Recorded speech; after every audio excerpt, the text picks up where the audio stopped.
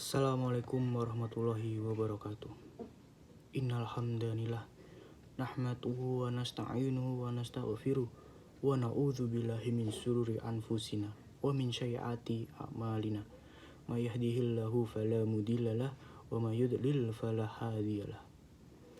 Asyhadu an la ilaha illallah wa asyhadu anna Muhammadar Rasulullah. Allahumma sholli ala Muhammad wa ala ali wa ashabi wa man tabi'ahum bi ihsani illa yaumiddin. Ya ayyuhalladzina amanu taqullaha haqqa tuqatih wa la tamutunna illa wa antum muslimun. Ma'asyiral muslimin rahimakumullah. Puji syukur kita panjatkan kehadirat Allah Subhanahu wa taala atas segala karunia, hidayah, berjuta kenikmatan yang tak terhingga yang telah Dia anugerahkan kepada kita semua. Salawat serta salam semoga selalu tercurah kepada baginda Rasulullah SAW beserta para keluarga, sahabat, dan semua orang yang mengikutinya hingga hari kemudian. Selanjutnya marilah kita meningkatkan takwa kita kepada Allah Subhanahu wa taala dengan sebenar-benarnya takwa, yakni dengan menjalankan segala perintahnya dan menjauhi segala larangannya. Pujian hanya layak dimiliki Allah Subhanahu wa taala. Alhamdulillah, segala puji hanya milik Allah. Sungguh tidaklah pantas bagi manusia untuk mengharapkan pujian, tidak pantas bagi manusia untuk merasa telah berjasa, karena sungguh sejatinya segala pujian hanya milik Allah Subhanahu wa taala. Pada kesempatan yang mulia ini, saya selaku khotib mengajak pada hadirin jamaah sekalian, marilah kita senantiasa meningkatkan keimanan dan ketakwaan kita kepada Allah Subhanahu wa taala. Takwa dalam arti senantiasa dan selalu berusaha untuk selalu menghadirkan Allah di setiap situasi, di setiap kondisi yang kita jalani. Dengan cara senantiasa berzikir, menjalankan segala perintahnya, dan menjauhi segala larangannya. Takwa dalam arti kita senantiasa melibatkan Allah dalam setiap persoalan yang menolong kita dalam setiap cobaan yang kita alami, sehingga akan menimbulkan kedamaian, ketenangan, ketentraman dalam hidup kita. Dalam khutbah Jumat singkat siang hari ini, marilah kita merenung sejenak apa yang sudah terjadi di sekitar kita. Pada khutbah kali ini, saya akan membawakan tentang persiapan menuju kematian. Ini adalah salah satu tema yang sangat penting di antara tema-tema yang lain, yaitu persiapan menuju kematian atau tentang kematian. Sebab pada akhirnya siapapun kita, entah itu dokter, ataupun menteri, ataupun guru, atau siapapun itu, pada akhirnya yang memiliki kekayaan, memiliki kekuasaan, akan mengalami kematian, cepat atau lambat, suka maupun tidak suka. Kematian itu tiba semua ya. Ketika kematian itu datang, semua yang kita miliki itu tidak bernilai apa-apa. Mulai dari harta, jabatan, dan segalanya. Semuanya akan hilang, akan sirna. Tidak ada yang bisa kita bawa sedikit pun di alam selanjutnya. Rumah megah mewah yang kita bangun selama bertahun-tahun, bisnis yang sangat megah yang kita jalankan selama berpuluh-puluh tahun, emas, perhiasan yang kita simpan selama ini, semuanya tidak akan berharga, tidak akan dibawa mati. Tidak ada satupun makhluk Allah Subhanahu wa taala yang diciptakan abadi atau kekal selamanya di dunia ini.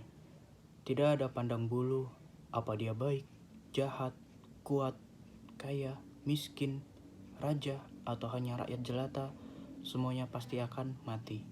Allah berfirman dalam surat Al-Anbiya ayat 34 hingga 35 yang artinya, kami tidak menjadikan hidup abadi bagi seorang manusia pun sebelum kamu, Muhammad. Maka jikalau kamu mati, apakah mereka akan kekal? Tiap-tiap yang berjiwa akan merasakan mati. Kami akan menguji kamu dengan keburukan, dengan kebaikan sebagai cobaan yang sebenar-benarnya. Dan hanya kepada kamilah kamu dikembalikan. Kaum muslimin sidang Jumat yang dirahmati Allah. Di atas Allah menjelaskan pemahaman kepada kita semua bahwa semua manusia pasti akan mati. Dan sebelum mati, manusia pasti akan diuji dengan berbagai ujian hingga mereka meninggal dunia. Semua ujian yang didapatkan itu merupakan suatu yang membuat kita tidak senang seperti sakit, kemiskinan, dan lainnya. Selain itu, kita juga diuji dengan kebaikan dan kesenangan seperti kekayaan, harta, ilmu, jabatan, dan lain sebagainya.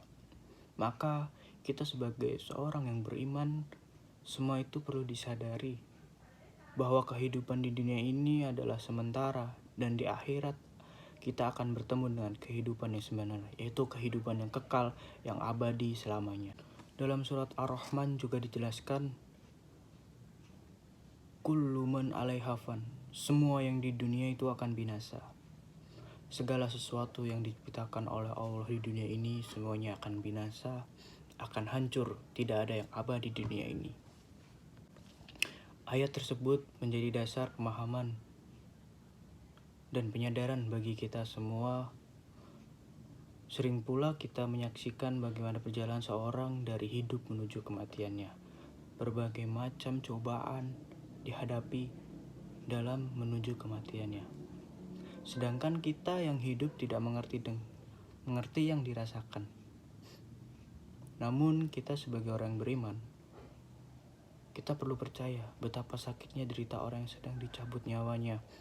Maka marilah sejenak kita buka kembali sejarah kematian Nabi Idris. Nabi Idris berkata, wahai malaikat Israel, lantas apa maksudmu kedatangan engkau kemari? Adakah engkau ingin mencabut nyawaku? Lantas malaikat Israel menjawab, tidak Idris, saya datang memang untuk mengunjungimu karena saya rindu dan Allah mengizinkan saya. Nabi Idris pun kembali menjawab, wahai Israel, saya punya satu permintaan dan tolong dikabulkan. Tolong cabut nyawa saya dan minta izin ke Allah untuk mengembalikan nyawa saya. Saya ingin merasakan sakaratul maut yang banyak orang katakan sangat dahsyat. Kemudian malaikat Israel pun menjawab, sesungguhnya saya tidaklah mencabut nyawa seseorang pun, melainkan hanya izin oleh Allah Subhanahu wa Ta'ala. Kemudian Allah Subhanahu wa Ta'ala mengabulkan izinnya. Dan malaikat Israel pun mencabut nyawa Nabi Idris saat itu juga. Dan malaikat Israel pun menangis. Melihat sahabatnya merasakan kesakitan. Sakit yang sangat sakit. Kemudian setelah mati, Nabi Idris pun dihidupkan kembali oleh Allah Subhanahu wa Ta'ala. Setelah Nabi Idris hidup, Nabi Idris menangis, sangat menangis. Dia tidak bisa membayangkan jika manusia-manusia lain mengalami sakaratul maut dengan dahsyat yang sama. Bahkan Rasulullah SAW pernah menyebutkan, sakitnya sakaratul maut itu seperti 300 kali sakitnya ditusukkan pedang. Hadis riwayat Ibnu Abu Dunya. Maka sudah seharusnya kita memperbanyak mengingat tentang kematian agar kita selalu berhati-hati hidup di permukaan bumi ini. Dan dengan mengingat kematian, kita pasti akan selalu menjalankan segala perintah Allah Subhanahu wa Ta'ala dan menjauhi segala larangannya, entah itu maksiat ataupun perbuatan lainnya. Asyhadu alla ilaha illallah wahdahu la syarikalah wa asyhadu anna Muhammadan abduhu wa rasuluh. Wassalatu wassalamu ala nabiyyina Muhammad ala alihi wa ashabihi wa man tabi'ah ila yaumiddin. Amma ba'du. Allahumma ghafir lil muslimina wal muslimat wal mu'minina wal mu'minat al-ahya'i minhum al-amwat innaka sami'un qaribun mujibu da'wat ya qadiyahal hajat. Allahumma arinal haqqa haqqa wariyuna istiba'ah wa arinal batila batila wariyuna istinabah. Rabbana atina fid dunya hasanah wa fil akhirati hasanah wa qina adzabannar. Walhamdulillahi rabbil alamin.